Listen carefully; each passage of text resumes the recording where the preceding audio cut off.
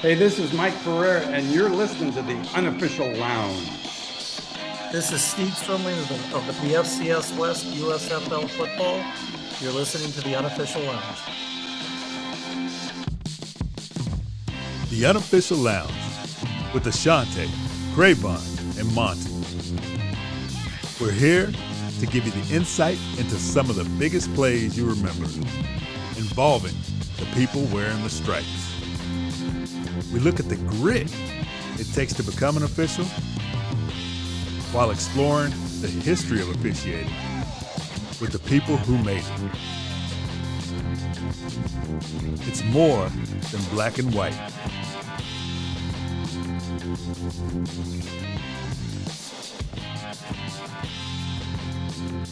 All right, everyone, welcome back to the Unofficial Lounge. We are joined today by, once again, another very special guest. And the Unofficial Lounge, we are trying to go coast to coast and interview more and more people so we can get to know officials around the country so we can bring their stories to you. We want to welcome this week our very special guest, Mr. Will Bonet. Thank you, Craybon. ACC Center Judge. Out there working hard, but the way I had the opportunity to meet you, Will, which we'll talk about, is you hosting the off-season referee announcement Zoom calls, which has been a great benefit to me now that we are a couple weeks into the season. So we'll talk about that a little bit more down the road, but I really appreciate that. But as we start to show off, always, Will, how did you get started in officiating? Oh man. Okay, so when I was 14, my dad started calling baseball, like rec baseball. I lived in a place called Swanee, Georgia. It's about 40 minutes north of Atlanta. And so he started calling baseball. And the next year, he said, "Hey, Will, I want you to try something with me." And he's like, "I want you to come umpire a baseball game with me." And I was, I'm 14 at the time. I don't want to work, but I got to work. So I don't want to, but I got to. So he just said, "Hey, I want you to come try this." And I had worked at Kroger, which is a grocery store, the previous summer, and it wasn't a ton of fun bagging groceries. So I just said, "Okay, I'll give it a shot." And so from then on, I umpired little kid baseball with my dad because I couldn't drive anywhere. So Right.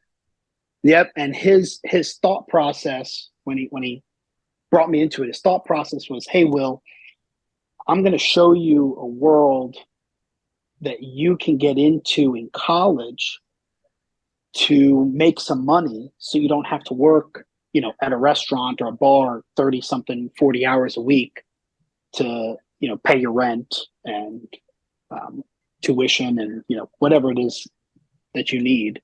He's like, "You can officiate games, go to school in the morning, and then officiate games in the evening." And a lot of places at this time paid cash. So I could work 2 games on Monday, 2 games on Tuesday, 2 on Thursday, and I'd make the same amount of money as if I went, and worked as a waiter at a restaurant or like sat in the front of a gym or something like that. So that was his thought process back then. I didn't know it at the time. I just knew, hey, I'm going to call baseball. Right. So I did that. Yeah, it was paying cash. It was more money than I'd ever seen in my whole life. Working 2 games with my dad. I don't think he took any cuts because he always got the cash and gave it to me. I don't think he took any cuts. You don't know that. You don't know. I don't know. You don't know what he was shaving off the top. The gas money. Yeah. You get gas money. Get money. that. Yeah, he was taking a couple bucks for gas, I'm sure. Dad was taking his assignment cut. Like, hold on a minute. And that was the thing. I never really worked. My first couple of years, I never worked with anybody else because I couldn't drive. So the only, so I had to get scheduled with my dad. So he and I worked all over the place together. I just get in the van with him, and we'd have all our gear in the back, and we'd show up to a field, go work a couple games in the evening, or on a Saturday, that was a full slate. Saturday, you do 4 games, 5 games if you work like an all day Saturday. When did you get to the point where you said, "I got this, Dad"? Like, I didn't really have it for a while, to be honest with you. Because man, I'll tell you, being a kid and getting into officiating at, when I finished high school, I was doing kids almost my age. And man, you make a mistake and you look as young as I did, they beat you up. Oh yeah, they ain't nice to you. They not Right. giving Yeah, you they not giving you any like, oh, this is a youngster, he'll be all right. No, no, it's a they complete beating on you like opposite. you a grown man, right? Yeah, it was the complete opposite. I learned how to take some verbal abuse, and just kind of channel it and get rid of it at a very young age. But I'm just happy you started younger than me, so now I'm not the youngest person I know that started officiating, so therefore y'all can't call me. We can't really say Craig. He don't know how much he got paid. You know what I'm saying? yeah, that's right.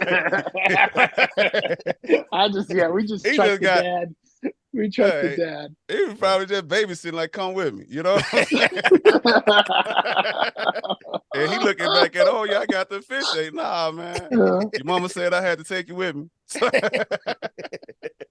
And I had three younger siblings, and as we get a little farther into the story, they all wind up officiating at some point. Okay. But yeah, I mean, it was super fun working with Dad when I was younger. That was the best. We would laugh and joke out there. I didn't know the baseball rules, so we would have something like a balk come into play, and I didn't even know what that word meant. And then he would have to explain some of the rules, and I'd try to read the rule book, but I mean, I'll be honest with you, I was 15 years old, 16 years old. Right. My want to understand the rule book was extremely minimal at that time. I just wanted to go out there and call safe and out, and then behind the plate, balls and strikes. Right. So you was calling balls and strikes that early? Oh yeah. So I don't know how it works everywhere else, but in Georgia, roughly about 9 years old is when kid pitch begins, or at least it did. And so I would do 9-year-old games at 14. That's when I start. And it was probably, I think, 2 or 3 games in, and they're like, "Hey, we're going to put you behind the plate." And so I would watch this ball come in. It'd probably hit the ground and bounce twice. I'd think it's a strike. It looks like a strike. I'd say strike. Everyone would go nuts. I'm like, okay, that's probably not a strike in the future. So I had some tough learning lessons behind the plate. And 9-year-old ball, I mean, it's going everywhere. That ball's going over my head. It's going behind the batter, or it'll hit the batter. The batter will pick it up. He'll look at it, and he'll throw it back to the pitcher, and then he'll stand in the box. You did a lot of coaching at that level more than officiating, which was pretty fun. So I did behind the plate. It was super cool. That gear is heavy. That, at least the gear that we purchased, which was all used. We never bought anything new. I had catchers, shin guards.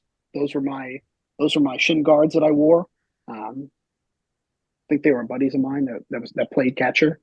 Mm.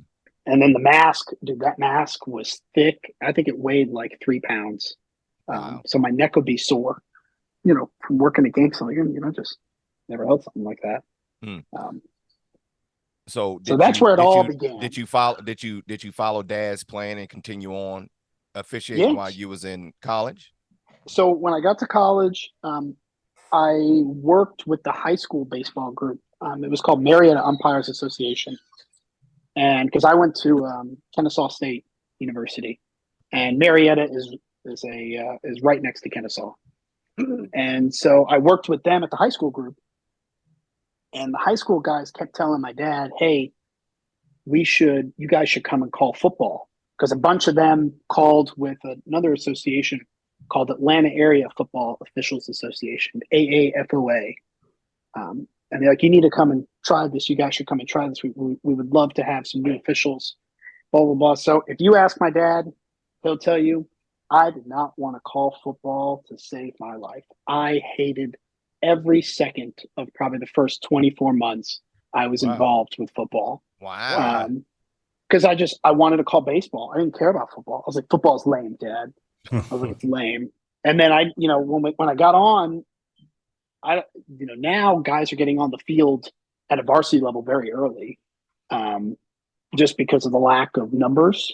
But back then, the numbers weren't lacking. So I was just working clocks on Friday night. And this is still when we wore the knickers.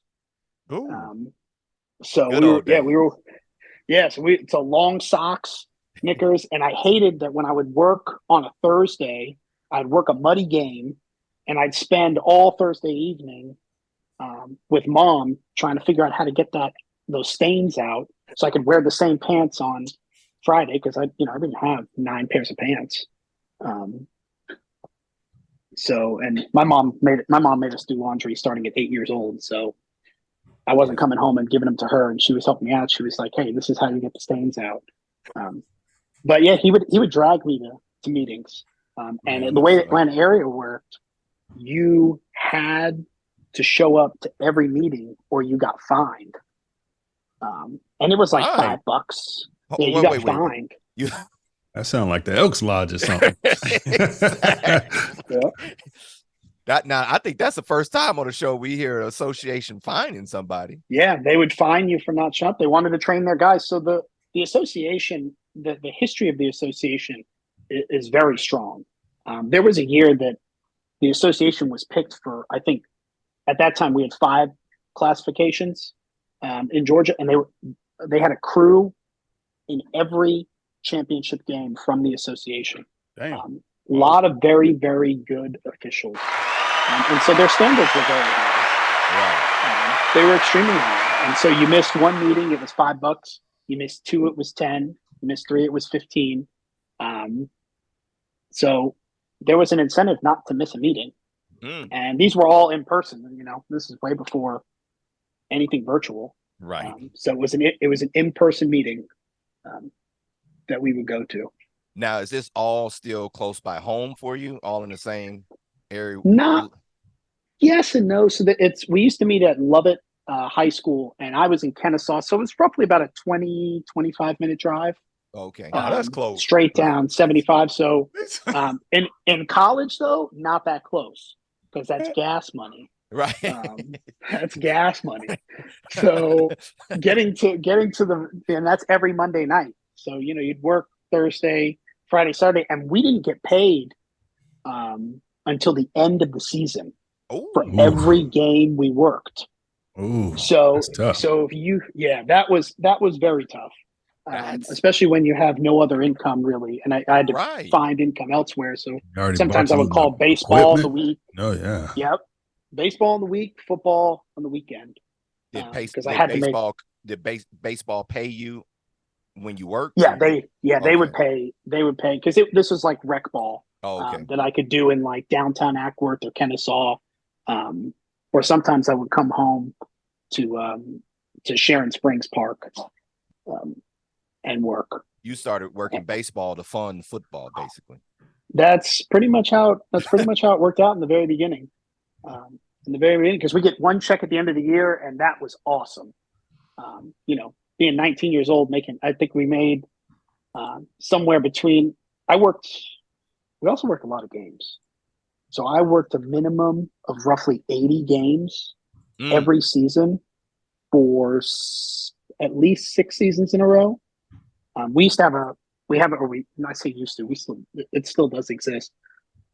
It's called the Ken Toller Award, which is we call it the Iron Man. It was the official that worked the most games in the association, and I always tried to win that. My availability was always open.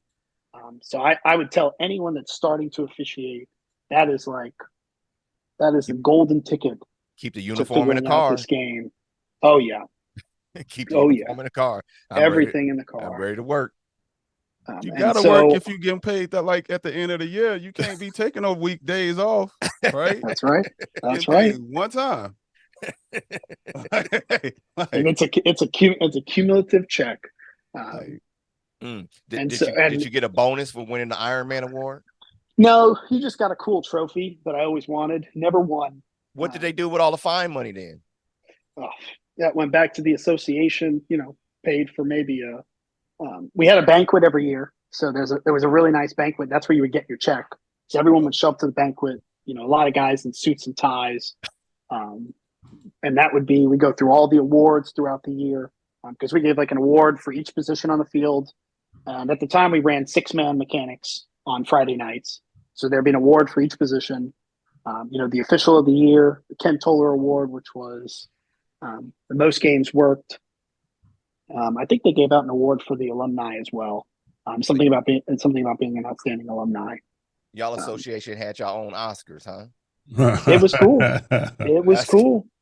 It was very cool. Put out the red carpet. We come and dress, moms. Let's go. Yep. Everyone got dressed up nice. They had a happy hour. That's right. It's payday. That's why everyone was there. Just got paid. The treasury would go up and talk, and he'd be like, "Hey," at the very end, he'd be like, "All right, so let's talk about why we're all here." And everyone would start laughing because he's the one holding, 180 checks, because there were about 180 folks, I think, in the association at that time. But he waited to the end to pass out them checks, though. Yeah, you didn't get your check to the very end, so you had to stay and wait for all the. We invited a couple coaches, like a coach of the year, that the board would vote on, and so we'd give them awards. We would honor, alumni that were coming back with us, and then of course the rest of the awards. And then at the very, very end, you got your check, and you went home. That was the beginning of high school football in Georgia for Will. It was awesome. I had a great time. Well, it sounds like that structure helps. It was really good. The snaps were something else. We had a very talented middle school program that was originally the North Georgia Football League, and it became what is known as the GMSAA, which is like the Georgia Middle School something association. And the talent and the coaching that we would see at the middle school level, in my opinion, it was superb. I think Georgia has some of the best football in the country. And even at the middle school level, you would see all kinds of wacky stuff. I'm talking like illegal kicking, bats, momentum rules, stuff that doesn't normally pop up throughout a 12-game season. But when you're working 88 games in a year, you see all kinds of shenanigans. So I think it really, when I started to go down the college path, the guys that were mentoring me were like, "Will, you don't know how far ahead of the game you are. A lot of these guys go work a JV game, on Thursday and maybe a varsity on Friday, and they do that for 10 weeks and they're done. So they work 20 games. You're sitting here working 4 times the amount every year for the past 5 years." Right. He's killing them. He was young. He was young. Yeah, I had nothing else to do. In Right. college, that kept me out of so much trouble. Oh my goodness, that probably kept me out of so much trouble because I'd be gone Friday night till late, and I'd wake up early Saturday, and my whole Saturday be open. So I'd work 8 a.m. till 8 p.m., 9 p.m., and come home, and then I might go to a party and have some fun. But and you're hanging out with a whole different crowd working those games. You working with older, maybe some people your age, but probably majority of the people are a little older than you, right? So when I started, there was nobody within I think 8 years of me. Okay. So the youngest guy I think was 27, right? And I was 19 at the time, and so I learned a bunch of stuff. I learned things that none of my friends were talking about, just because we're worried about a couple things in college, and it did not include anything that grown men do. Right. Them well, I guess maybe a couple teaching you about life, not not where the next life. Party, not like people were talking about kids that they had and like things that they were doing for middle school, track practice and stuff like that. And I'm just like, man, I'm trying to just figure out. When I was 21, I'm trying to figure out how much beer I'm going to buy on Friday or Saturday, and what kind, and where I was going to get it from. And you probably had some of them fussing, man, we got to wait all year for this money. I need this money for these light bills right now. Yep. So they would. There was always a competition between you could work rec ball on Saturday, and those would pay cash. So like these are little kids, 5, 6, 7, 8 year olds, everything pretty much leading up to middle school. You could work that, or you could work the GMSAA stuff, the middle school stuff. But our booking secretary at the time, God rest his soul, his name is David Hudson. That man taught me way too much about football, and we'll talk about that in a little bit. But he would, I think, I can't prove this, but I think he would hold it against you if you decide to go work rec ball games instead of working games for the association. So, instead of maybe sending you 30 miles from your house, he might send you 50 on a Friday. You're traveling, and driving in Atlanta stinks. So Yeah, we truly all I live truly in Southern think he did that. California, so we understand. Yeah, I Yeah, couldn't that even extra imagine 20 doing miles that. is another between an hour and Yes, 2 hours. yes, that's right. It's That's right. And it doesn't matter what time you leave to go to the game; you're still going to hit the traffic. Yeah. No matter what. When did you decide to pursue football or baseball, or just officiating at a higher level than high school? So, about my third year in football, everything clicked. I couldn't tell you, I don't have an exact date for this, but something just clicked. I all of a sudden just fell in love with it. I was like, oh, this is awesome. I was like, I'm going to hang out with the guys on Friday, and we're going to call a really cool game. And so baseball slowly kind of trickled away. I still did it to make money in the off season because it did make really good money. If I worked on a tournament, we have a bunch of tournaments here in Georgia, and if I worked a tournament where it was like Thursday, Friday, all day, Saturday, Sunday, I could make a killing. My body was dead, but in the off season, I can make a killing doing baseball. Okay, now we need some figures on this show, because we talked to some guys that was making $2 a game back in the day. So What's the ballpark that you? This was like $40, almost $50 a game, and then I would work 2 Thursday, 2 Friday, 5 or 6 Saturday, and 5 Sunday. Oh man! And it was a full tournament, and now I was exhausted. Right. And where some of those games worked to the best of my ability, that's debatable. And the last game, of course, that you do is the championship game. So if you screwed everything up Sunday morning, Sunday afternoon, you had to be ready to rumble because that was a championship game. So I got lucky with a couple guys with Triple Crown Sports, Tony and Donnie, who ran the Triple Crown tournaments here, that eventually converted me from a umpire to a field manager. And that was like the best thing in the world for football. I'll talk about that in a sec. But to get back to your original question, when it started clicking, about year 3 or year 4. It sounded like when you hit 19, 21, when you was able to drink, that it clicked. That's what it sounds like. If I'm doing the math, you're a little bit more seasoned. I've seen the world a little bit. As they say, smelling yourself. That's when it clicked. Yeah. It well, I like that football had time to it. Baseball didn't have time, so you could have a 3-hour and 40-minute game in baseball, 7 innings, and it ends 15-17. But in football, it was 10 minutes or 12-minute quarters, and that's it. You had overtime, but that was it. So the time really changed everything for me, because I didn't like sitting at baseball fields. If you ran late, that just meant you worked late. So if you didn't get a game done in 2:15, you had a 15-minute break. And if you didn't get it done then, well, now all your games just got pushed back, but you still had to work them. So I was making less per hour the longer I worked. Whereas football doesn't really apply that way. That's how I felt about basketball when I did basketball. How much money can I make per hour? How fast can this game be over with? Yeah, that's how at least a lot of the umpires I worked with, that's how we treated the games. Like, exactly. Hey, let's get in and get out. But yeah, about year 3, year 4, there was an all-star game that happened down the street from my parents' house. And a couple of the guys had said something about potentially looking at college football. It was kind of taboo at the time in the high school association. I don't really know why. I can't explain that, but some people really didn't like the idea of like college officials. They wanted just high school officials and good ones. And I think that's how the association got so good, is because so many people were there for so long and they were so talented.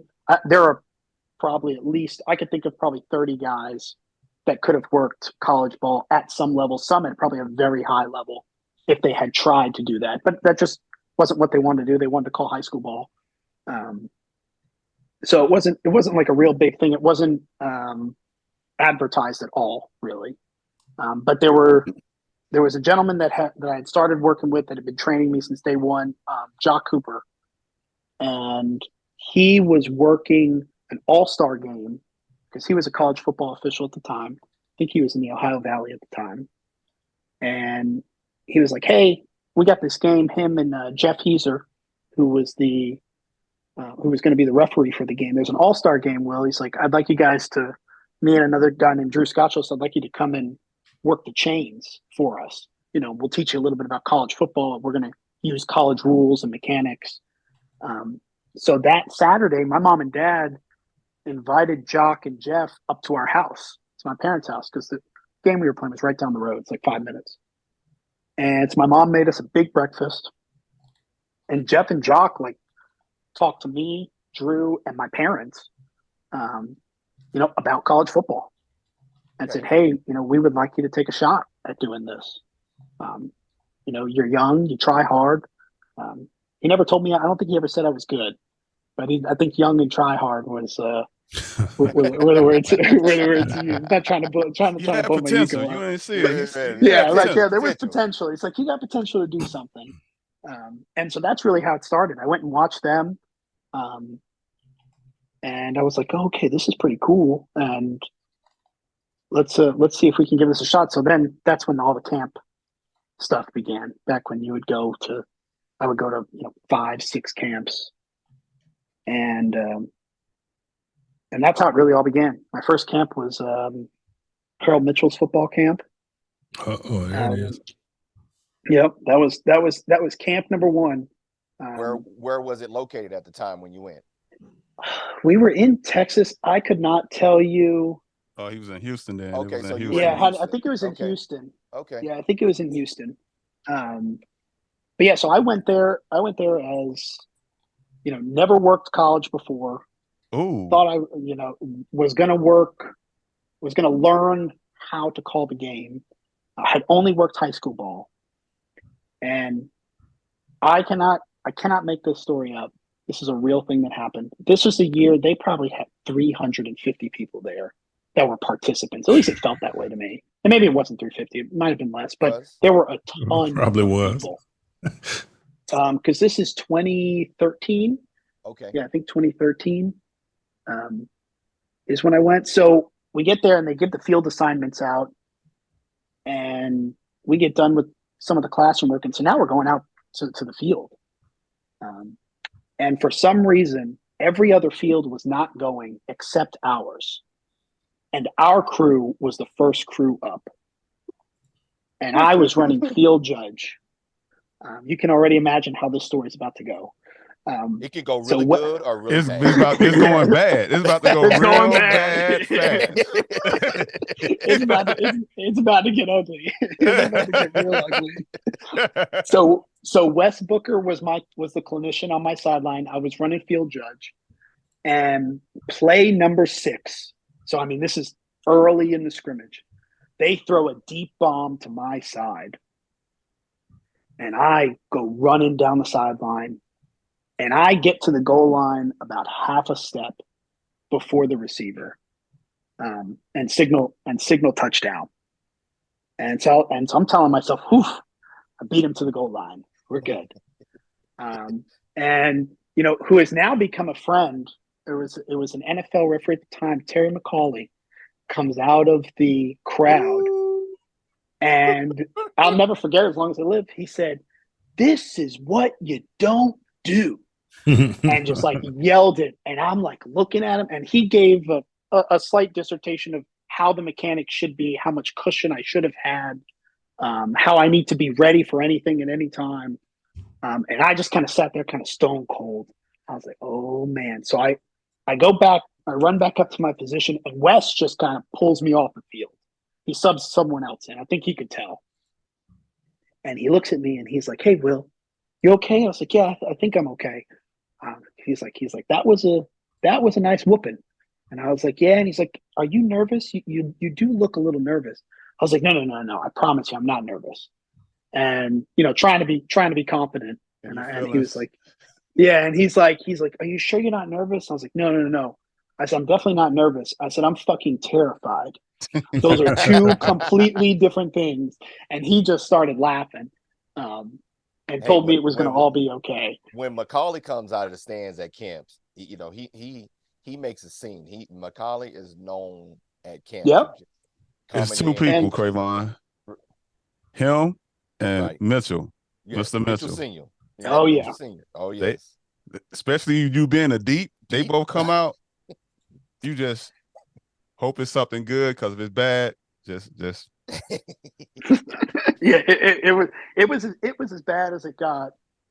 But I'll tell you, I'll swear up and down, that was the best thing that ever happened to me. Motivated you, huh?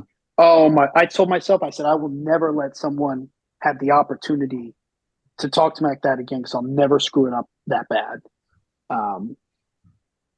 And Wes was so kind. He was like, Will, you can call me anytime. We can talk.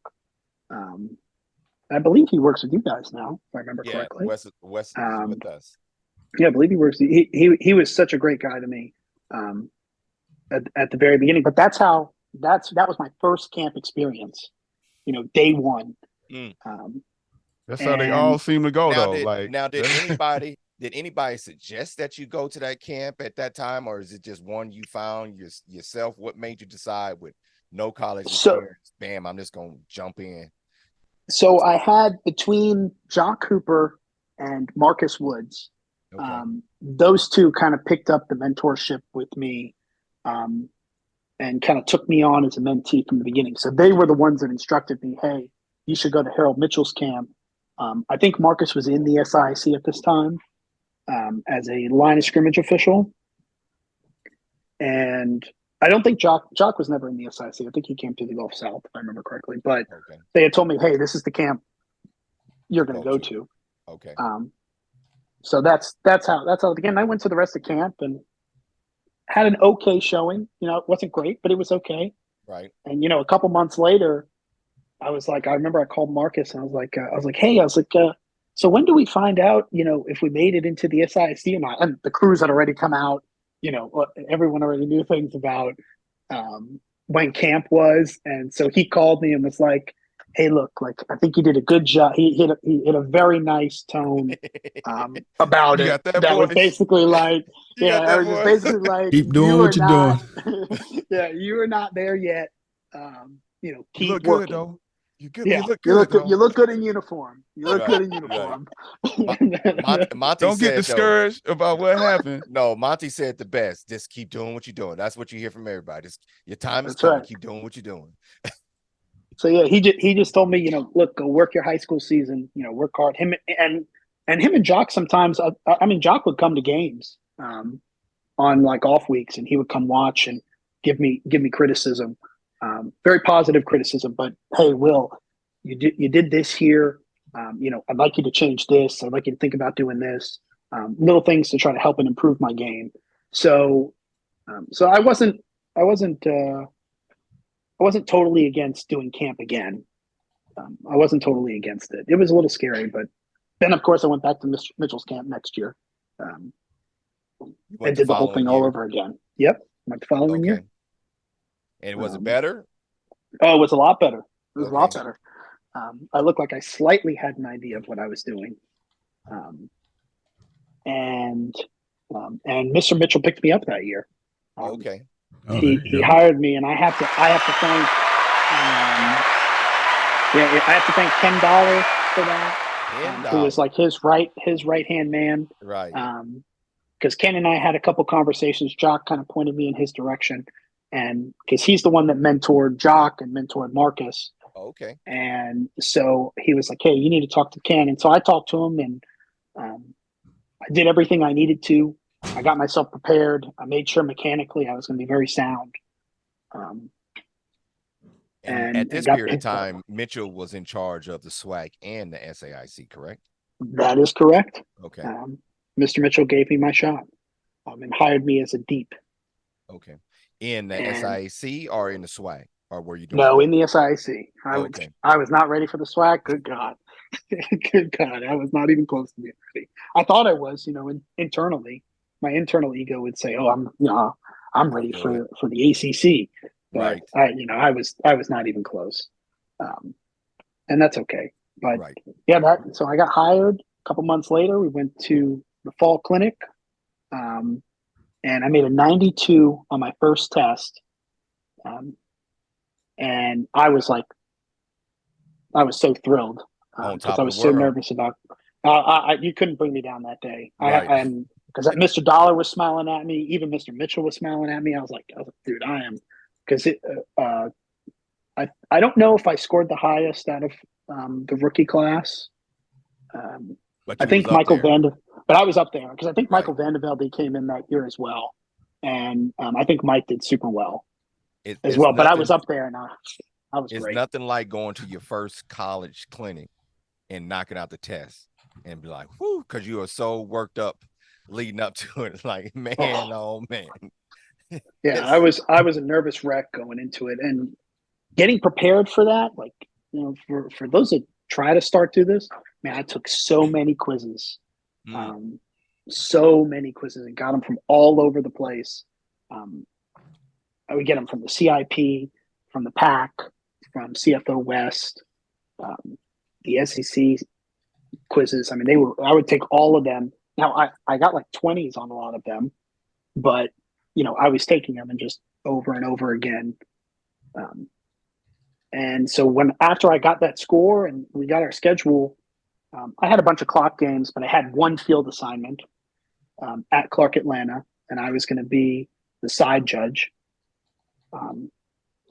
And I remember Mr. Dollar called me a little before the season started and said, "Hey, you're going to get thrown a bone because of, how well you did at the clinic." And so I got to work a back judge game for Morehouse for their homecoming. Okay. And working and back judge for Mr. Mitchell is like an honor. Yes. He is tough on some back judges. Yes. And so that was the biggest game in the world to me. Because I worked the game at side judge with Marcus's crew, but Artinzia Young, it was also her first year in the league and she was a referee. So she was the referee for this crew that was Marcus Woods' crew. And then I filled in at side judge. So I had YN Myers on one side, deep, and Matt Hill was our back judge for that game. And that's the only game in the history of my college experience that I got to witness the shortening of quarters. Oh. So we had an hour and 45-minute game because the College of Faith, who played Clark Atlanta, they wanted 8-minute quarters in the second half because Clark Atlanta was really kicking their butt. Oh, I thought that was for the band. No, so too. Like, they extended halftime. Football related. Okay. We're going to have a 40-minute halftime. Yeah, oh, man. The halftimes in the SIC were unbelievable. That was the coolest part about working in that league. The music that you would listen to was just. You telling me you don't get the same atmosphere for the ACC at halftime? Your band? I haven't. I don't know if I've experienced enough of it to say it's equal, but I just think that their bands were so good. Gotcha. You listen to Miles College and Tuskegee. If you work a Miles Tuskegee game, that entire game, the bands were battling the whole time. So I'm just listening to music and watching football. Yeah, they playing like a dream come true. Everything, they doing the down. Yeah, they playing. They're playing the whole time. We would have to deal with band warnings. That was like a thing that we dealt with band warnings when the team would play while the other team was on offense to try to screw up their cadence. We'd have to go over there and talk to the band director and be like, "Hey, dude, you're not supposed to do this." And then they turn around and start playing the second you walk off, and you're just like. Because all the band directors are saying, "Hey, they here for me, not for y'all." This is my show. It was their show. They here for me. It was their show. The home band playing when the home team got the ball. Like, come on, right? It was great, dude. It was phenomenal. That was the best. I loved. I truly missed that about working in the SIC. So where were you at? So you were still in college, or you got that Yep. first job? Okay. Yeah. So I think I was out of college. So yeah, since 2014, so I was out of college, and I worked for the discount tire company, and we had told the manager, because my brother and I moved in together, and we had told the manager that we would like to work, sports in the evening. So we would work 7 a.m. to 2 every day, Monday through Friday. That was our schedule, 7 to 2. We never worked Saturday. And if you know anything about the discount tire world, everybody works on Saturday Right. because Like that's their weekends biggest and day. everything. Yeah, that's their biggest day. They're Yeah, we closed gotta Sunday, drive but to work. Saturday. But we were just like, look, we'll come here and we'll work our butt off, 7 to 2, which we did. We would go in there and work our butt off every day, and then we would leave and go work games in the evening, or go study, or go do rule stuff, go to study groups. So I was working at the discount tire company, making not a lot of money, working in the SIC, not losing money for every trip, But not making money every but trip either. not really making a lot of money. We were But not at making a least lot they of weren't money. holding your money until the end of the year. Oh yeah. Oh yeah. I think there was one school that I worked. I won't say their name, but I'm pretty sure. I don't think I ever got paid from them. you I still don't think. waiting on I a don't check. think. Was it in Yeah. Alabama, It's in. Georgia, Kentucky, It, or Florida? Which uh, one was it? it was in Georgia, and I think the Okay. check is still in the mail.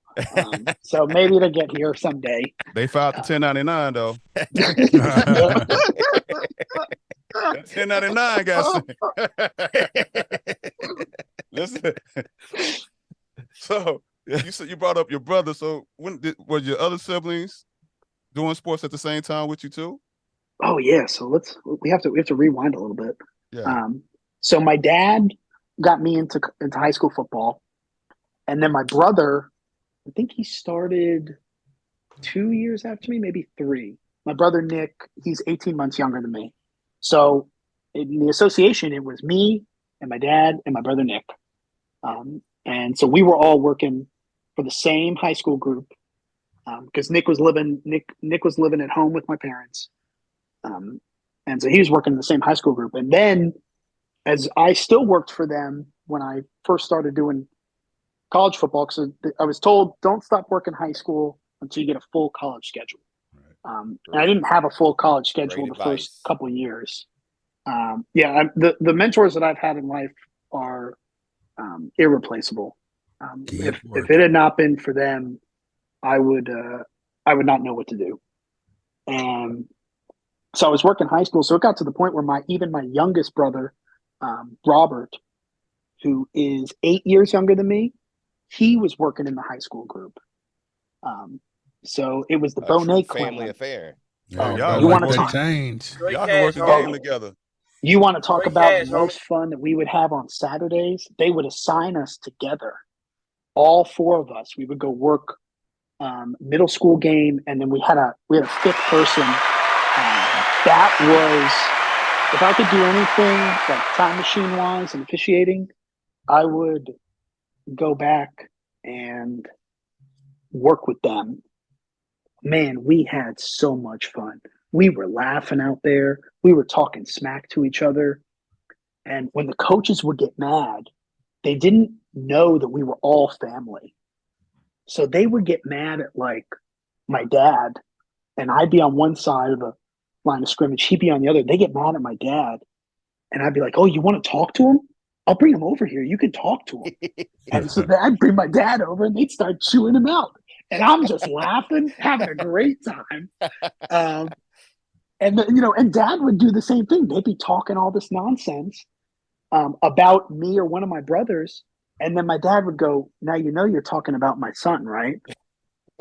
And their face would just stone cold, just what? And everyone would stop. But man, we would go out there. There's a picture of it. We made it into a puzzle. My family was really into puzzles. And so I have a 1,000-piece puzzle in my house that is a picture of us 4 at Centennial High School. I was the white hat, I think, for the last game. And my brother Nick ran umpire. My dad was a short wing, and Rob was a short wing. And so all of us had that puzzle, me, Nick, and Robert, in our houses. And so that was the best, man. Everywhere we went, got to work with my brothers. Friday nights, after we get done with the varsity game, we would get on like a conference call. I'd call Dad, then Nick would call Dad, Rob would call Dad. We'd all be on a call together. We'd talk about what happened in our game, the BS, the fun stuff. We'd ask each other rules questions. It was a true family affair. Right. We got a cool award from the association one year because we had worked a combined total 1 year, I think, of like 100 or almost 200 games. Great cash, was like the combined total that we covered. Wow. Yeah, it was awesome. And then of course you had the extra official that was there with us, sometimes two, and so they would be honorary Bonets for the day. They're just part of the family. So when people would start giving us the business or them, I'd be like, hey, now you're talking to my older brother. And it would be somebody that's not in the family, but they would be family for the day. Right. So that was a big thing that helped me out was when I met Ashante and had someone who Where's this going? we could bounce rules off and really talk about the games that we were doing. So that seems like you guys had that just naturally there. Something that most people have to go out and find. You guys just had it naturally there where you could bounce rules off the brothers and your dad and stuff. That's awesome. Oh yeah, and we're pretty hypercritical of each other too. So when we would screw something up, you didn't get some sugarcoating. You'd be like, well, man, if you would stand in the right position, you might get the call right, or if you knew the rules, you wouldn't screw that penalty enforcement up. So the level of accountability within the family was top notch. Yeah. I got a question. Did anybody take each other's flag? Like somebody kept throwing, like, hold up, we ain't doing that today. Did y'all take flags? The problem is we would not throw them. It wasn't we would throw them. It's we would not throw them. Because the first one that threw, they had to buy food when we were done. Allegedly. Allegedly. Okay. But yeah, we would. I don't like the way this going. They're finding people. Well, Dad always told us, like, hey, he's like, look, when we go out here for this middle school stuff, let's coach these kids. Dad's been a coach all his life. He coached all of us in all the sports. So when we would go out there, we would tell the coach, especially at the 6th grade level, look, we're going to do our best not to throw flags. If your kids false start, we're just going to back them up, get them back into position and, make them feel comfortable. He wanted to coach, while we were out there. And at the younger level for middle school, that really, really stuck with the coaches. The coaches really appreciated that. Sometimes we had to call things, if somebody grabbed a face mask and twisted. Personal fouls we really never passed on. But, sometimes like holds or, false starts, offside, things like that. We just, hey, come on, man, back up. You got it. It's okay. And because the clock was hot. Yeah, the clock needed to be hot. Clock always need to be hot. It's easy to tell them back up when the clock's hot. Hey, come on. Yep. Yeah, just the clock's hot. Everybody, keep them in bounds, which didn't always work, but. So you didn't ever have, since you work in college, did you try to big time your brothers? Like, hey, Oh, never. I tried to recruit them. I wanted there was a time where Nick and we had like talked about, we were like, man, if we keep doing this, we can go work in the NFL together. He's like, I'll be your umpire, Will, you can be the white hat, and we could work every Sunday, for the rest of our lives together. Nice. And that would have been, if we had gone down that road, maybe life looks a little different now. We both have families now, so the landscape has changed. Back then we were, that was not the case. Living a dream, not knowing what the world was coming to, right? Yeah. So I tried to recruit them, both of them. So Rob and Nick, And then my dad, at one point, when I worked for Simonet, he's like, "Does Simonet need some referees?" And I was like, "Dad, I was like, I don't know if he's taking on, 60-plus-year-old referees." And I was like, "I don't think that's what Simonet's looking for." He's like, "Well, I've seen some of these guys. I think I can do the job," which he probably could have. But I tried to recruit all of them. And if you want to talk about my biggest critics, I finish a game, especially when I worked as a referee in the SIC. If I finished a game and made some funky announcements, oh my goodness. Oh my goodness. Brotherly love. Yes. Brotherly love was in full effect. Sound like you had a mouthful of marbles, huh? They were just on everything, huh? Like, oh man, they would wear me out for saying, and I mean, sometimes I said some really stupid stuff, and they would tell me that I sounded really stupid. I'd be like, "Okay, thanks." They'd be like, "I probably need to fix that." Right, like give me some encouragement. Y'all ain't got to beat up everything now. Yeah. No, they would give me some. Yeah, they'd give me a positive. It wouldn't be all negative, but they would ask. No, they'd ask a question knowing the answer. Like, "Hey, Will, your announcement for that, the double foul, you said chop block, but you signaled a block below the waist. You pointed to the wrong team, and then you said the wrong name. You want to tell me what's going on here?" And I'm just like, "Oh my goodness." I'm like, "Yeah, I effed it up. I get it." Now, how is your career progressing along from here? You're in the SAIC. Are you still going to camps in the off season? Oh yeah. What are you doing to progress along? I mean, because now you got that itch that just like, okay, it's more to this, right? Yeah, it got even crazier. Thankfully I hadn't met my wife yet at that time, because I was just running around trying to figure out how to get better in football, and I had no time for anything. But so Simonet took over the league in 2016. And for anybody that ever is thinking about calling college football, I don't think it works if you live on the West Coast. But if you're on the East Coast, Tom Simonet and his staff are the greatest teachers on the planet. Period. So you telling me you never got fired at halftime from Simonet? Hey man, that's all alleged, Cravon. He can't put that out there. Cravon. I can't put. I don't know anything about that. He knows some names, but he can't put it out there. You know what I'm saying? I think that game is a myth. Everybody hears about that, but they never say who the people were. Yeah, I mean, Simonet was tough. Allegedly. He was tough in the beginning. He was very tough, and he's still tough. I think he's calmed down a lot. But the way in which he teaches the game, and the level of excellence that he and his staff, I don't want to say they forced us, but they made us basically level up or get out. That's called force. Like you would level up or get out. Well, because everyone would surpass you.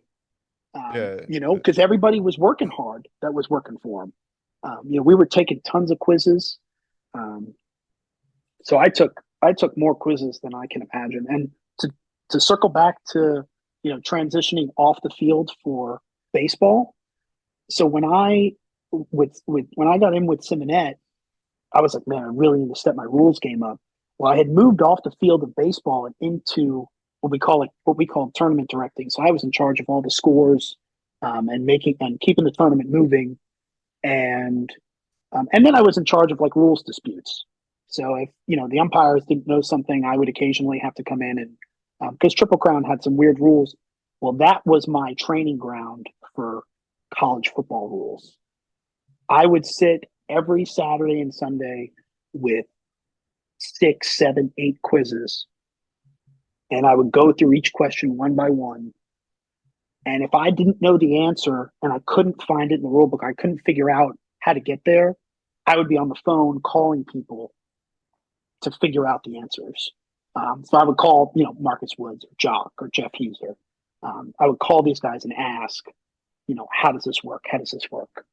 And that's how I think my rules study and knowledge went through the roof, because I had all this time, because you would sit between games. I had 2 hours between games where I would pretty much do nothing, except sit in concession stand. So I just took quizzes. I did nothing else. I just took quizzes. Right. I would eat some and dirty nachos. hot I would eat some dogs. nachos. Nachos and the big hot dogs. Those things were awesome. Yeah. But that's how I learned. That's how I learned the rules. Was I just took a ton of quizzes, and then Simonet, of course, gave us.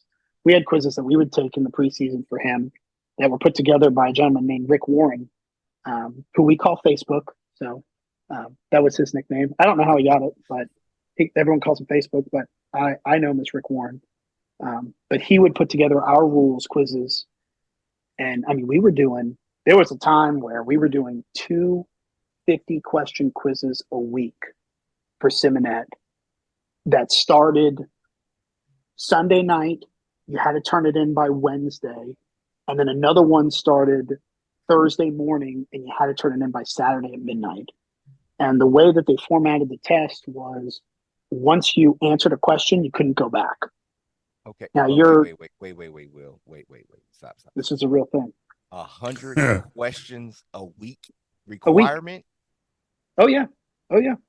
Hey man. I mean, you didn't. I mean, it wasn't required. You could choose not. You choose to take not the to, quiz. Craven. You could choose not to take the voluntary, mandatory. Yeah, you could choose, but it made. I'm telling you that the people that I was around were all they were solid. I think he's put. I don't know the number, but I would bet that he's probably put over 100 people at the FBS level from the SIC NEAC, and a few of those went into the NFL. And because the level that you needed to be at to try to, be on par with some of the talent that was around you, you had to work it. You had to work that hard. Otherwise you weren't going to make it. At least that's how it felt to me. Was I had to work that hard. I wasn't going to make it. What was your next big break away from Simonet? What was your next big break? Well, the big break, the thing that changed my career trajectory was a weekend down in Daytona with Coach Tom Hill. So I had gone down there to do a scrimmage at Bethune-Cookman at the beginning of April. And this was 2016, I think. And the scrimmage got canceled. So I went down there, spent all this money, stayed in a hotel, and the scrimmage got canceled. So we spent 3 hours in an auditorium listening to Simonet and Coach, and they talked football. Well, Coach said something at the end of it. He said, "Hey, if you ever come down here, give me a call. You can come stay with me." And I thought he was totally serious, which he was. Right. But everybody was just kind of like, "Oh, okay." Well, we were invited back down for that same scrimmage at the end of the month. So I called Coach Hill because I didn't have any money. You didn't want to spend that hotel money, huh? Yeah, I didn't have any money. I was losing money every year going to camp and stuff like that. So I wasn't making money in football. So I called Coach and I was like, "Hey, Coach," I was like, "I have to come back down there for a scrimmage. Can I come stay with you?" And with open arms, he said, "Did "Yes." he hit you with this? Oh, well, I miss you, son. Who are you? He might have not known who I was at that time. That might be a fair statement. But yeah, I went with him, and before the scrimmage earlier in the day, he and I just started talking football. As he was teaching me how to chip a golf ball a very short distance, and he asked me about officiating, and I told him I wanted to be a referee because I was a back judge. Okay. And I told him I wanted to be a referee, and he's like, "Does Simonet know this?" And I said, "No." I said, I've been told I'm not ready yet. So, I'm just going to keep doing what I'm doing. And then, ask when I get a little farther down. And he was like, "I think you should just ask him." So I did. We went to the Bethune scrimmage and I asked him if I could work referee. I told him I wanted to be a referee. That's what I wanted to do. I was a back judge, coming into that year. But I worked that scrimmage and we had a punt play. Oh my God! So have you guys ever been to camp with Tom Simonet? You ever been to like a football camp where he's there? Yeah, I was when he used to come to Harold Mitchell camp. Yeah. So things that would happen at camp is a play would happen, and he would come streaking across the field, to somebody. He'd come running and asking questions. Him and And McCauley usually very something. similar. Yeah. Well, it was his were a little. His was a much nicer approach. But he would come in and ask questions, and usually something happened. Like usually, like you missed a hold or a DPI or something, and he was trying to understand mechanically where you were so he could correct it. Well, we had a punt play, and this is when we were looking across. So I'm looking at the left tackle, standing on the right side of the line. Okay. And the punt goes off, play ends, it's like a fair catch, and he comes sprinting from the side judge position. And I am like, oh my God, what is about to happen? And he was like, Bonet, what did number 56 do? Who was the left tackle? Oh, that's always the setup. And I was like, 56? I was like, he did nothing. And he goes, what do you mean he did nothing? And I was like, at the snap, he took 2 steps back. He tried to block somebody, missed, and then he just stood there. And then Simonet turned around and walked away. And I sat there like, did I get the question right? Did I get the question wrong? Yeah, I had no idea. I had no idea. And after that scrimmage, he made me. I was a part-time, so we were running 8-man in the SIAC, so I was going to run center judge and referee, and that changed my whole outlook and whole trajectory, in my opinion. So 2016, I did both, and then 2017 and 18, I was a full-time referee for him. All you had to do was ask. That's it. Sometimes it's as simple as that. I don't think people get that. That sometimes you just got to ask, because you're going to miss 100% of the shots you don't take. We always like to ask on our show, and you kind of talked about it. You started in 14. You did it while you were in college. You were working at the tire shop with you and your brother doing games.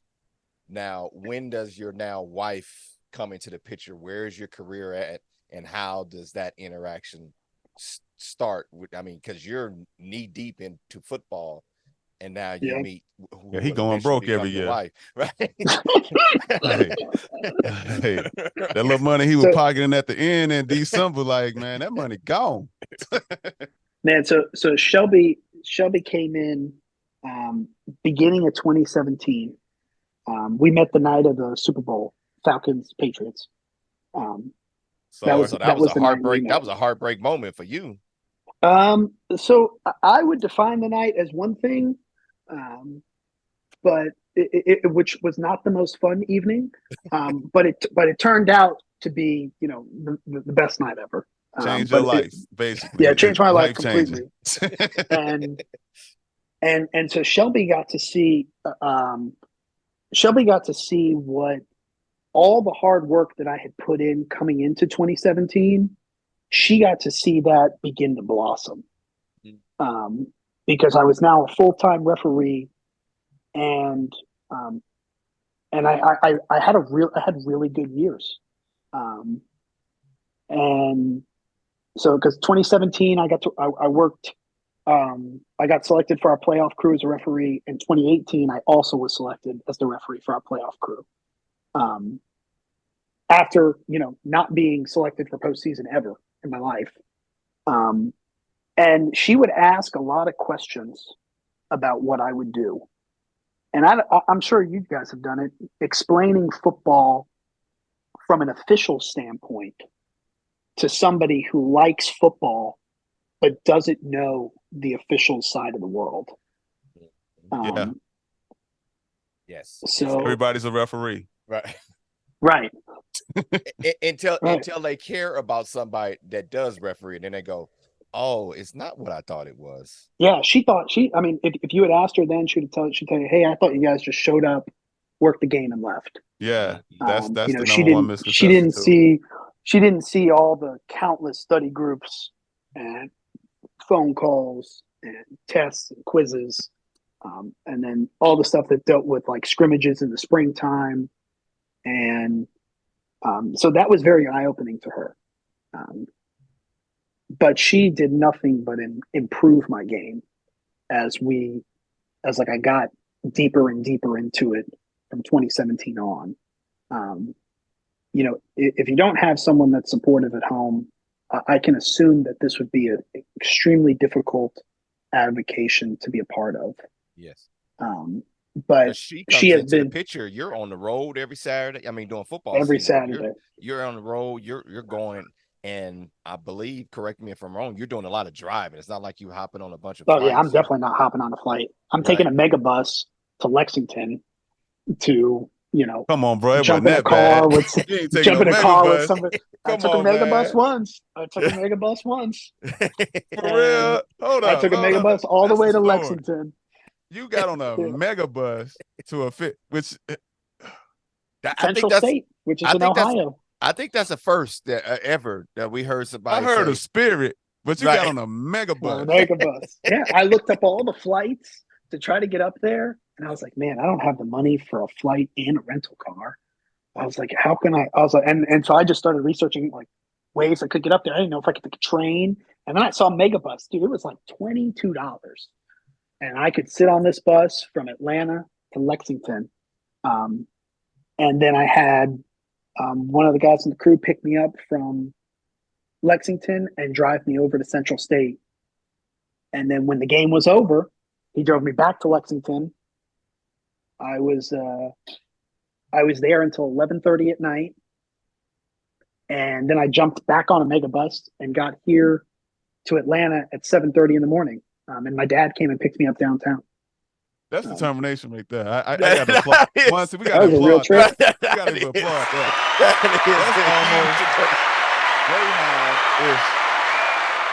We probably could have had a whole show just what you experienced on the Megabus ride.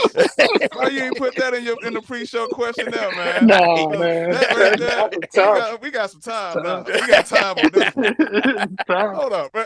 So did you go in your full uniform? Like, could you bring a bag? No. I don't understand this. Describe it. I'm not a Megabus traveler, so well, I've only done it once. I can speak from one-time experience.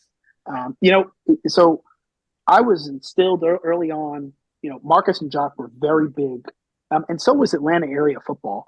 Very big on looking good going to the game. So it was always no. It was a button down or a collared shirt and nice pants. Everything was ironed. And some hard bottom shoes. My shoes were polished, and that's how I rode the Megabus. You was overdressed on the Megabus. I was dressed up. You was overdressed on the Megabus because I'm going to a game. I was representing the SIAC on the road, and I needed to look good. That was what I was. That's what I was instructed to do from day one of calling high school football. So we really I like appreciate how it. I'm putting something on that, bro. Everybody told to look good. You look good. You feel good. You feel good. you know you the play rest. good. Yeah. But that's right. But boy, this is why we do the show, because people don't understand the determination that we take once you get that bug in this avocation, as Monty like to call it. It is nothing. Man, bro, 18 hours for a 2-hour game. You know. and let me tell you something. That game was the worst up until 2 years ago. Worst weather I'd ever been in. It was 42, 20-something mile an hour wind, and nothing but rain. I was miserable the whole time, the entire game. My hands were frozen. I was back judge. I was so mad that I was there because I was just uncomfortable. And then took a shower. Then you have to think about it. Got to hop back on this. Yeah. Then you got to go to a mega bus. Did you bring a bag? You had to go. You had to bring your own food, right? I mean, they gave us a bag of chicken. Food. Yeah, he brought a bag of chicken. Yeah, I mean, I was taking my stuff with me. And then when I got back to Kentucky, there was a game. Kentucky had a game that night, in Lexington. So I found the only bar that was open, to go sit in, because the place was like barren. Like there was nobody around. I was like, what's going on? And then I heard a roar, and up the hill where Kentucky plays, I was like, oh, there's a game tonight. So I went and found a bar to sit in. Now the bar story is a whole nother thing, This is There a we whole go. animal. Let's This is a whole animal. You can't So skip this. You can't. no, yeah, Not on the this is unofficial lounge. Come on, tease this us. is what we is about. this is a and I'm This telling you, this Megabus is a story got layers. yeah, this 100% accurate. This is my whole trip, and I'm telling. And when I tell you, I told my dad this whole thing when I got in the car. His face was in complete disbelief when I told him the whole story about this trip. Well, I'm in So I go into the tears right bar, now. and I'm sitting in there, and there are a couple dudes in the bar, and we're just hanging out. And I asked the bartender, I was like, "Hey, do I have a place I can put my bags? I'm taking a bus in a few hours, but I need to put my bags somewhere." He's like, "Oh yeah," and so he put them behind the counter, and I just sat, and there was one TV in there, so I looked up, and I was just watching football, and I didn't really pay much attention to what was going on around me, and the bar just kept filling up. Bunch of dudes coming in. Bar just kept filling up. Where are we going with this? And as we got a little later in the show, later into the night, there was drag that showed up, and so I'm sitting there in a bar, and I had a couple dudes ask me if they wanted to buy me a drink. Hey, shut up, bro. And I'm sitting in this bar, and the bartender comes over to me, and he's like, "Will, you look like kind of fish out of water here." And I was like, I just came here to grab a beer and wait for the bus. And he's like, "You don't swing this way, do you?" I was like, "No, sir, I do not." And he's like, "I'll keep the dogs off you." But you was taking them drinks though, right? Well, I had one drink. It was nice. I had a nice beer. No, but you didn't. They was on. and so I stayed in this bar for a few hours, and they had a huge drag show at the bar that evening, somewhere in the very back.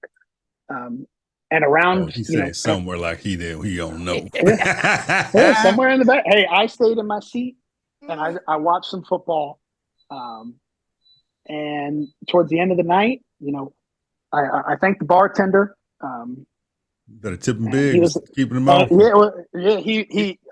I gave him the how much biggest can tip you I could tip when give you him. on a megabus, bro? Yeah, Like, I gave him. I was like, "Dude, I don't have a lot of money, but thanks." It was probably like $7 or something like that. I didn't have a lot of money, and so I grabbed my stuff and I walked out of the bar and I jumped on the mega bus and went home. I did not expect the story to go that way, because you said you could hear the roar from the game. So I was expecting like the game was, as the game was ending, the fans start coming in. Nope. None of that. None of that. I didn't see any fans from the game. And he didn't say it was a sports bar either. He just said a bar. No, bar. It was a bar. It was the only bar with a TV. That's the truth. The only bar with a TV. In Lexington. See, this story got too many layers, Ray. I want to get into it, but yeah, because I heard there's a bar called Two Keys out there you can find, man. Well, yeah, I couldn't tell us about that one. I think there's other bars out there. Yeah, I couldn't tell you. Not close to the Megabus. Not close to the Megabus. Yeah, not close to the Megabus. So I get home, that morning. My dad picked me up down at the Megabus stop at like 7:30, and he was like, "Hey, Will, how was the rest of your trip?" And I told him about the rest of my trip. He was laughing the whole time, the whole way home. He was laughing, that was my Megabus trip. And after that, I never took a Megabus again. That was the one. I think you should take one once a year. Just you got to go, bro. Relive the moment. Well, I see him on the road every once in a while, and I'm just like, old reliable, old reliable. You need to get to a gig in the Megabus.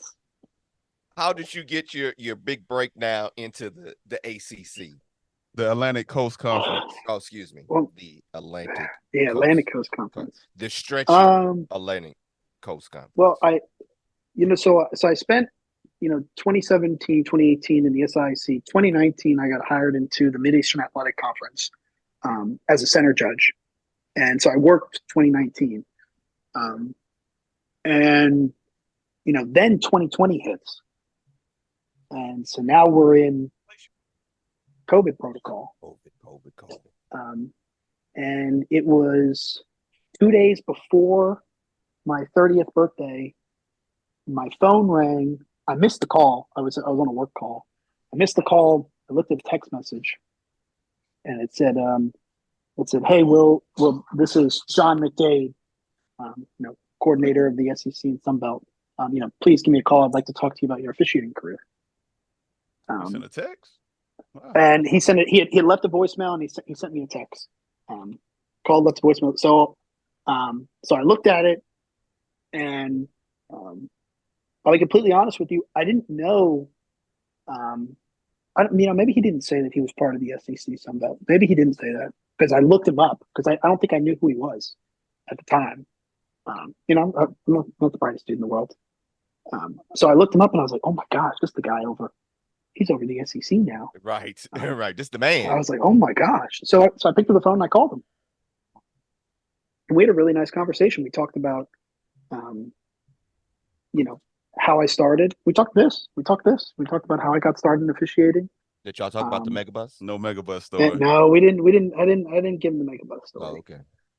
Didn't give him the Megabus story, but we talked about it. And then he worked in the tech space for a while, and I'm working for a tech company, and so we talked a little bit about that, and we had a nice conversation. And he just said, "Hey, look, I'd like to bring you on staff as a supplemental official."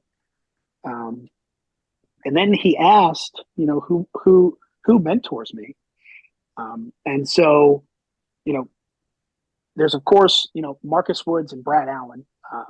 Those were the guys that were really mentoring me. Now, Jock is still mentoring me, but I'm spending a lot more time because I moved to the referee position and center judge position. I'm spending a lot more time with Marcus and Brad. Right. Crossed over to that dark side with that white hat, huh? Yeah. Got to the other side of the football. And Dark side.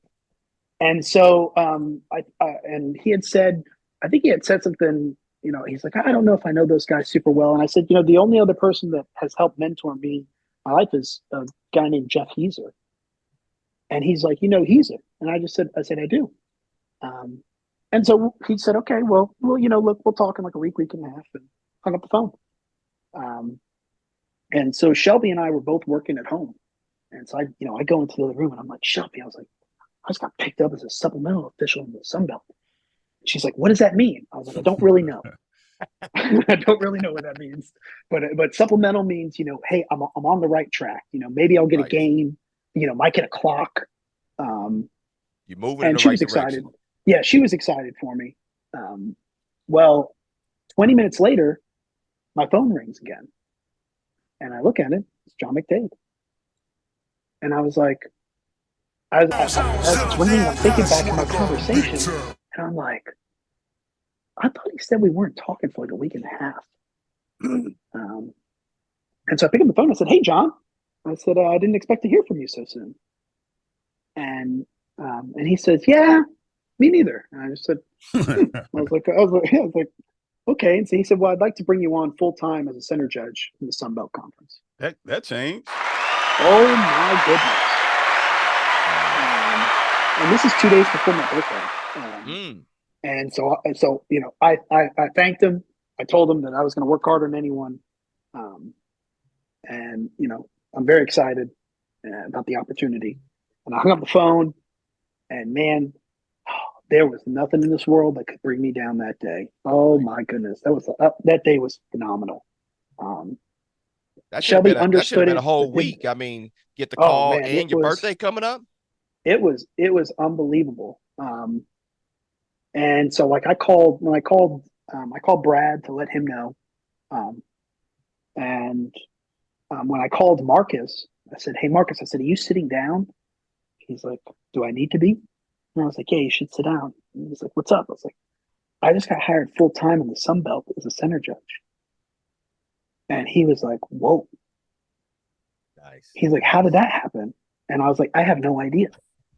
You tell me. I was like, yeah, that's what I said. I'm like, you tell me what's going on.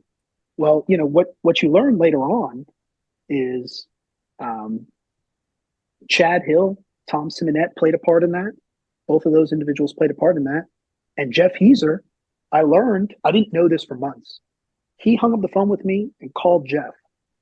And I still to this day know only what Jeff has told me, which is what Jeff told me. I asked him, what'd you say to John? He said, I told him the truth. You rode a mega And- bus to go to a game. Yeah. That boy dedicated. He said he's gonna ride the mega bus. Don't worry, he's gonna be at the game. He gonna get there. He gonna find a way. But yeah, so he said, I told him the truth, and that was it. And then I got hired into the Sun Belt. I was on a crew with Jeremy Parker was my referee for 3 years. In year 2, I got to bounce around a little bit with referee and center judge. I got to work 4 referee games, 2021. Okay, nice. Which was super cool. And then, at the beginning of this year in March, I was down at a camp in Jacksonville, and Brad called me and said, he was like, "Hey, Will," I was like, "Hey, I was like, hey, what's up, Brad?" And he was like, "Hey, I have Alberto Riberon here, and coordinator of the ACC officials. He would like to talk with you." And so Al and I talked for a little bit, and he offered me a full-time spot. After a 3-year stint in the Sun Belt. Nice. So that's nice. that's how it went down, and I couldn't tell anybody. I wanted to tell my crew before I told anybody else, because Jeremy and I have been together for 3 years. So him and Kedrick, Merriweather, I've been with those guys for 3 years. How long did you have to hold on to the news before you could release it? Saturday? So that was Friday afternoon, and I had to keep it secret. Jock was at the camp. So was Jamal Shears, who's another Atlanta area football officials alumni that works in the ACC. I had to keep it from them the whole time. So Saturday morning, I called my mom and dad. Shelby knew. Shelby was the first one who knew, and then called mom and dad, told them, and then I spent the time. I let my brothers know, and then I called my crew one by one, and I didn't talk to anybody else until I heard from every member of my crew. Nice. Because I felt that it's important. I don't like the idea of them hearing something else, especially the crew that we had last year. They were awesome. It's a great group of guys. We worked really, really good football, in my opinion. Our crew did a really exceptional job. And we know how fast news can travel in this officiating world. It is lightning. It is lightning. So the second the word got out, oh my goodness, I got text messages from folks that don't live within 1,000 miles of me. So I did a really good job of keeping it on the hush for about 24 hours, and then and then the news broke. Gotcha. And that was it. And now I get to now, and then you want to talk about a small world. My referee, his name is Jeff Heiser. Oh, okay. You working with Heiser this year? So Heiser, so he's my referee now. Nice, nice. Heiser's a great guy. I've gotten a chance to work with Heiser in the spring. So great guy. Yeah. He was also part of our high school group as well. So he's known me since I was 19 years old. Working football. Now we get to work together. So we worked our first game together Saturday. Okay. It was a ton of fun. Nice. Hopefully not as bad as Kentucky's a little better this time, huh? Yeah, weather. Yeah, the check was a little better. It's better when you fly into Kentucky, huh? That's what you're saying. Don't ride on bus into Kentucky. Yeah, I'd recommend a flight if it's possible. If it's possible, I'd recommend it. But if all else fails, the mega bus will get you there in about 8.5 hours with one stop in the middle. Now to close this out, because we really appreciate your time, and we started off the show. You told us you put down your 7-month-old on top of this, so now you get to experience your first season in the Atlantic Coast Conference with soon to be 8-month-old at home. So how was that first trip? Being away on the road for games and then coming home, and did Shelby just say, "Here you go, this diaper yours, diaper time"? Well, so, this is why choosing who you spend your life with is incredibly important, because Shelby's an incredible woman. There's no one that even gets close,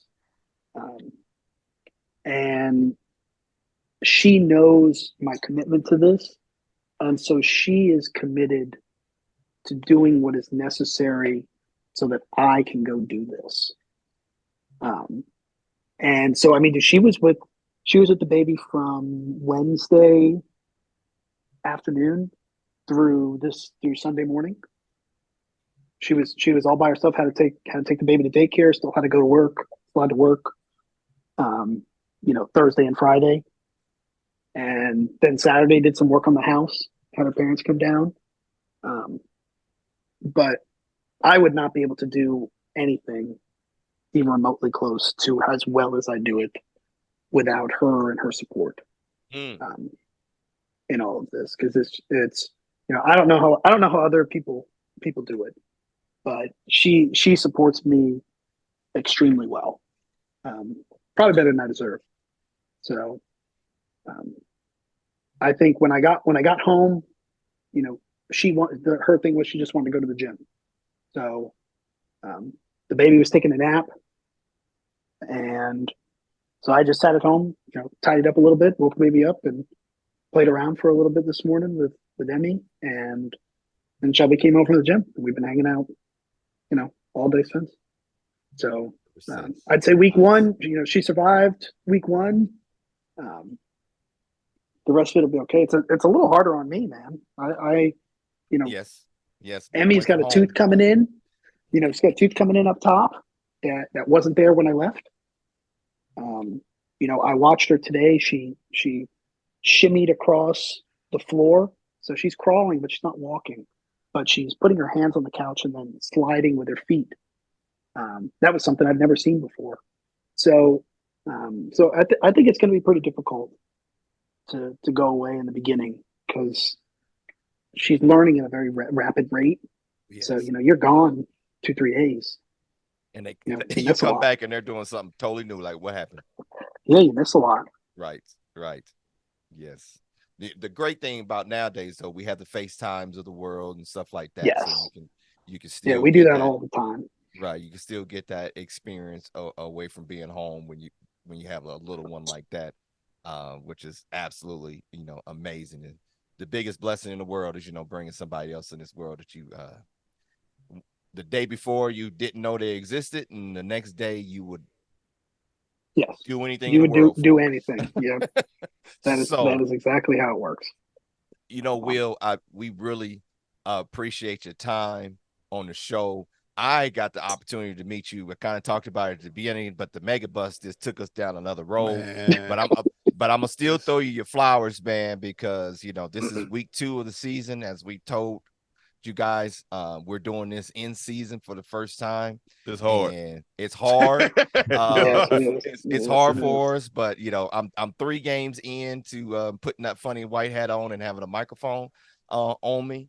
And the only reason I haven't hit a TikTok or a meme yet is because of your off-season Zoom that you did with the announcement. So I really appreciate it. We get to talk about that? Yes, we can. Okay. Shante, go ahead. I don't know. I wasn't on it. Talk about it. He's like, yes, we can. No, we can't talk about it because you brought up the fact you was on a whatever Zoom with Will. Well, I would tell you this. First of all, so how did that come about? Thankfully, go ahead, Craig. I will tell you for me how I got invited to it. Trey Blake came and did and him and Brad Allen came and did a clinic for us in the Pac-12 in April in San Francisco. I've met Trey a few times, but he was like, hey, I really want to make sure that you are prepared for the season. At the time, I didn't even know if I was going to be a referee. It was just, the talks out there, as we all know. And I'm going to put you on this call. It's going to start, and the only thing they do is just announcements. And I'll be on it and help you out, but even if I'm not there, Will take care of you. He'll get you all taken care of. Boom. So I'm thinking like, okay, we just going to go on here and just kind of talk announcements. Defensive outsides on number 92. Right. And then boom, probably about 2 weeks prior to the start, here come a 25 question quiz. Go through this, work your announcement, and then, you know, as we got on the call, it was, you know, read the question, answer it, now make your announcement. And it's just iron sharpens iron, and it's just a bunch of individuals led by Will and, you know, some others that help out. Tim, who we had on the show, Ron Tober was on there, Marcus was on there. I mean, it's just along with plenty of other people, but led by Will. He's doing this 20 to 25 question quiz every. He got over week. 1,000 questions he got from Seminary for like 6 years. He's just recycling questions. He ain't doing nothing new, listen, man. I tried to get access to that test bank, and that access was denied. So these are all. No. I have to tell you about how. I have to tell you about how this started. You have to tell me how this started, because I am selfishly thankful for it. But how did you start all this up? So when I became a referee in the SIC, Tom Simonet had a knack for showing up to games, not telling you. So he showed up to a game that I worked, and on our group conference call the next Wednesday, the whole staff, he started talking about my announcements because I said some dumb stuff. I'll never forget. I said during the tackle, personal foul, face mask, defense.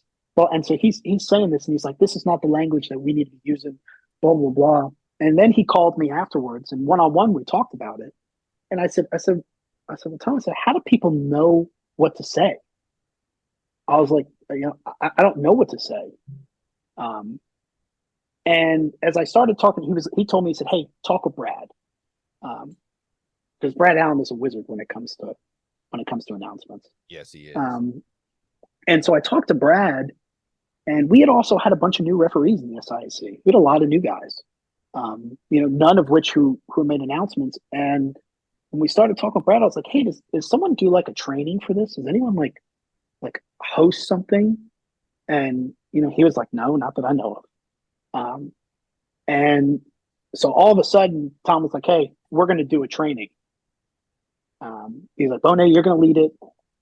I got with Brad about the diction that we should be using in our announcements. And then it started with just the SIC referees. So we would get on there for 8 weeks leading up to the season. So it starts in June, ends in July, end of July. And we would go through announcement training. Just how to make basic announcements, then 2 fouls, then live ball, dead ball, then 10-second runoff, then targeting. Kicks. All of those things. Gotta love kicks. God. And then it began to evolve. So we did it year 1 with just those guys. Well, year 2, because Brad got on a lot of those calls. Well, year 2, Marcus Woods is like, "Dude, I want in on this. Let me come in and learn." So Marcus came in, and there are 2 officials who I would call my best friends in officiating. So Fred Dimfield and Hugh Brown. And Fred was becoming a referee for Simonet. Hugh has always worked deep, but Hugh was like, "This is really interesting to me. I can get better on how to deliver the message to my referee so that my referee doesn't get all discombobulated when they make their announcement." Yes. And so we would do this. This is year 6 that I've done it, and I haven't been a referee since 2018, full time at least. Right. I got, like I said, I got a couple times in 21, but then it started evolving to people just started telling other people, "Hey, there's an announcement training. And I've had folks that are first time referees. Well, now I can say the pack. But the ACC, the SEC, that would come in and originally Fred would lead a class, I would lead a class, and Marcus would lead a class. Fred moved back to back judge, and so Tim Hedgepeth came and took his spot. And so we have a classroom of 3, and I'll either make up the questions or I'll go through a game that I worked. and write all the announcements, all the plays out from a game that I worked. And some of the questions are really easy, and some of them are extremely difficult. Yes. And now that replay is involved, that's a whole nother world of things to say. So the goal of it eventually, because you said, Craven, that Trey has joined and Ron Torbert, Brad's been on it before. I talked to Sean Hawkins. I didn't follow up with him this year, so I will be following up with him next year. The goal is I want to have 4 breakout rooms for almost 4 different levels, because guys that are working Division III ball and Division II aren't spending a ton of time in replay. Right. So that part of the game doesn't apply on a regular basis. It might apply, but just not on a regular basis. And guys that are a first-time referee and guys that are 5 or 6 year referees that are just trying to fine-tune their craft, they're very different levels of what they can say. So the goal is to have 4 rooms, 4 NFL referees in each room as kind of a check and balance, and still keep my instructors that I have, because Marcus loves doing it, Tim loves doing it, and the whole reason we did this is just so I don't know how else to say it. I just didn't want to sound dumb, and I didn't want my friends to sound dumb. Simonette wanted us to do it, but the reason why we kept going is we just didn't want to sound dumb, because when the referee sounds good, the crew looks great. Oh, looks wonderful. You can be calling the worst game in the world, but if the announcements are solid, people really don't bat an eye. So that's how it all began, and so it's slowly evolved. I think there are 60-something people on the mailing list, on the email list. Anyone is welcome. It's not like a closed door thing. So if people want to come in and learn, they come in and learn. The only ask that I have, and Craven, this, the only ask that I have is that you just come prepared.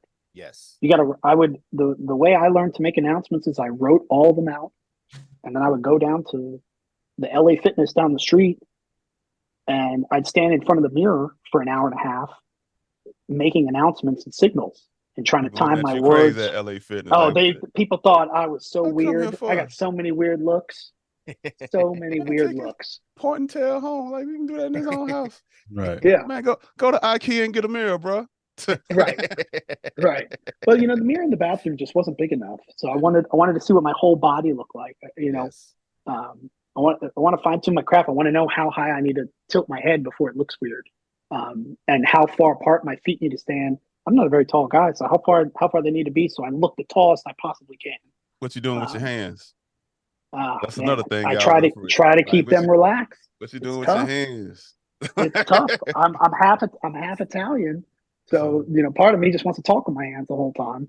Yeah, I have a problem with that myself. Yeah, I understand it. I understand it. It's a Shante move. It's the thumb pointing back behind his ear. Hey, over there. Hey. I'm gonna go. I got some. Oh yeah, let me get back with you. So that's how it all started, and it's blossomed into it's something super fun. I lived in my goal eventually is I'd like to get back to that side of the football. But this year my job is charged to be the best center judge in the league, and that's what I will do. I will do my best to do that. But I will look to try to be prepared when times come. And a lot of those people are now good friends of mine, and I get to watch. The coolest thing is watching someone who came to the course and they didn't know how to articulate anything. Really, it's not very good.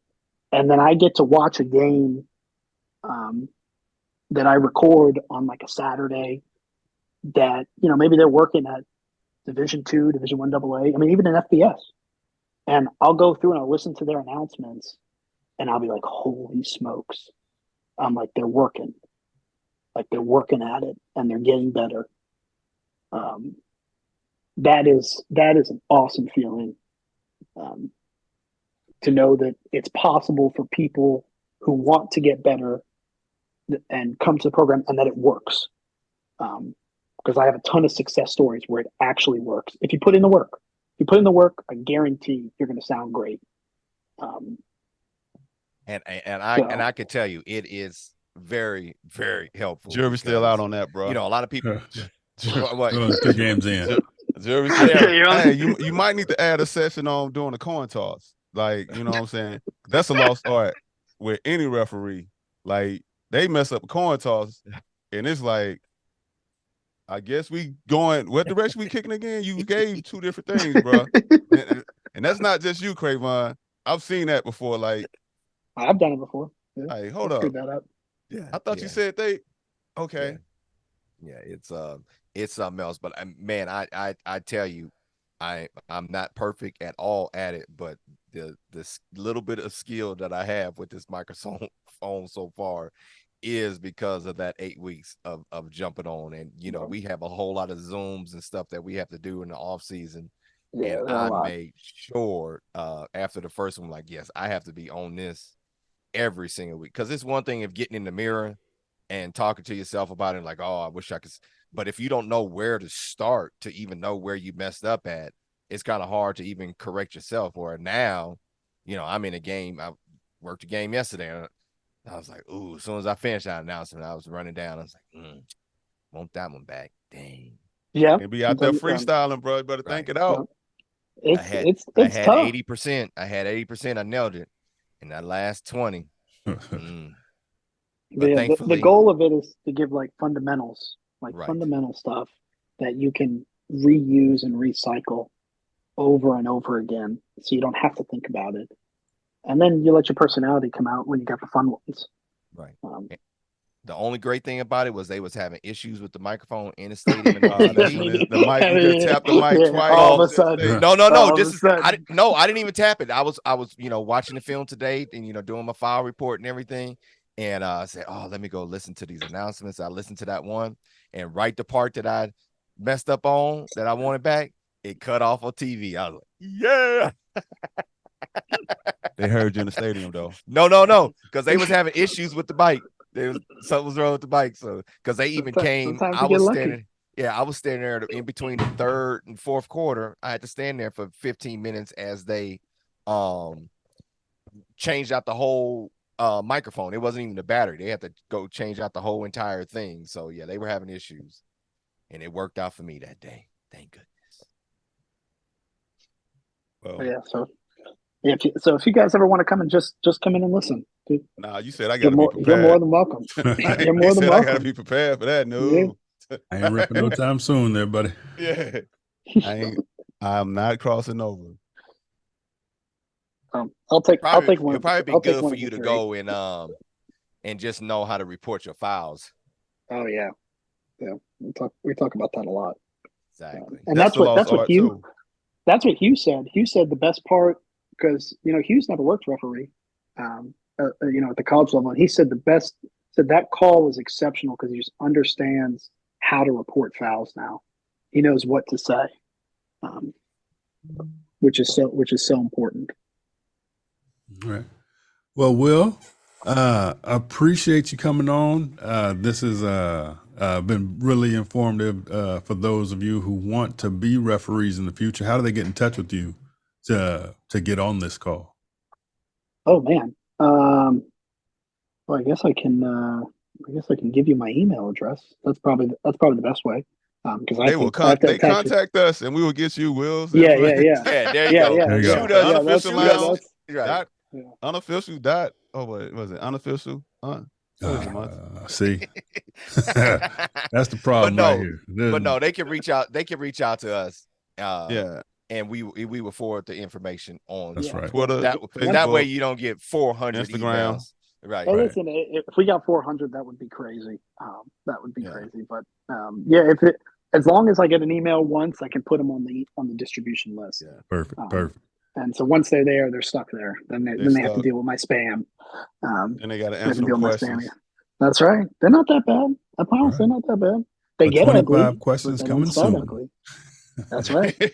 That's All right. right. Well, thank you, Mr. Bonet. Will Bonet, everybody. Thank you, sir. Thank you, Bus. Thank you, Dan. Here we come. That's right. Get on the Megabus. Get on Megabus. Take it right to your bed. Go get some sleep.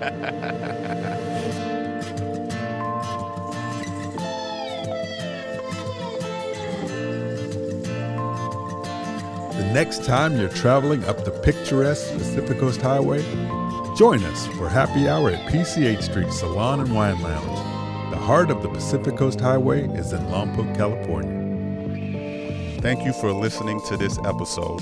Remember to please like and subscribe, as the Unofficial Lounge is available on all your podcast streaming outlets, including Apple, Google, Spotify, and Anchor. We look forward to you joining us next time in the Unofficial Lounge.